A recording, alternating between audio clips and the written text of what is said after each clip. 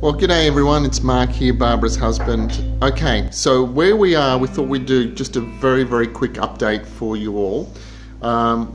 Where we are now is Barbara's gone and done her full spectrum blood tests, right, and that's effectively in preparation for the meeting with the integrative oncologist.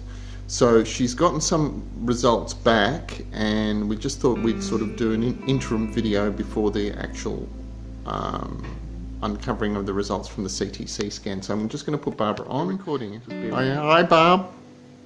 All right. So where are you now? What have you actually done? I got the results of my blood tests done here in Australia.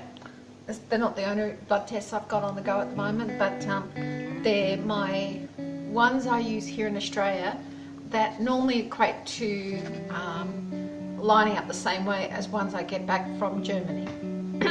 Okay, so I do these at the moment 6 monthly, and it's full spectrum, so you know it's your full blood count, but encompasses most things. But one of the comments I always carry on about is your CRP and your ESR, which is your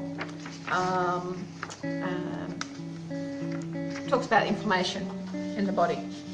Okay, so Miss Perfect here noticed something in my bloods that came back. They've all looked really good. They all look fine. You know, I mean, here is a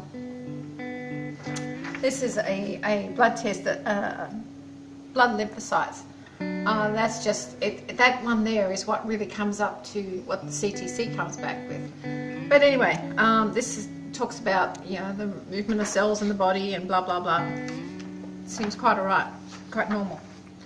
My ESR. Well, lo and behold, I got a shock, because me who bangs on about getting your CRP and ESR down all the time. Well, in December, my CRP was below 4 and couldn't be tracked, which is excellent. It's excellent. And my ESR was at 12, which is also extremely good. And 6 months later, lo and behold, my ESR says 26 from 12. Hello, there's inflammation in the body, and where has it come from? And my CRP, which had gone from below 4, went to 8, outside of the normal of 6. So something's afoot.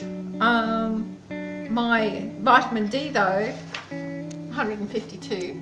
That means my injection that I had at the beginning of the year is lasting very well. And everything else, all the rest of my bloods and everything else here are spot on perfect. I mean, you know, they're really good. In general, as blood tests go, that's what you want. You want them to be pretty much within the norms of the middle of the norms. But my CRP and ESR is high, so I don't know what's afoot, or if anything's afoot. Hard to tell. So, what do I do? Well, firstly, I actually got these, and I actually spoke to my integrative GP as such, and he had a look at it, and he asked me a few questions. But you know, one of the things we realised is that I was still suffering for the last 6 months from a pretty bad ear infection. So whether that had some play on it or not, we don't know, but it had to get treated anyway. And so other than that, we couldn't pick up anything else, considering that he's looking at these bloods here and going, well, you know, that could maybe it, since everything else reads fine. I sent it also through to my integrative oncology specialist, and I thought, well, okay, I haven't heard back from her, so everything must be okay. Maybe I'm just getting myself a little stressed over nothing. But then again, sometimes it's the little nothings that are the tap on the shoulder. So stay tuned. I will get an answer to this ESR and the CRP and share it with you.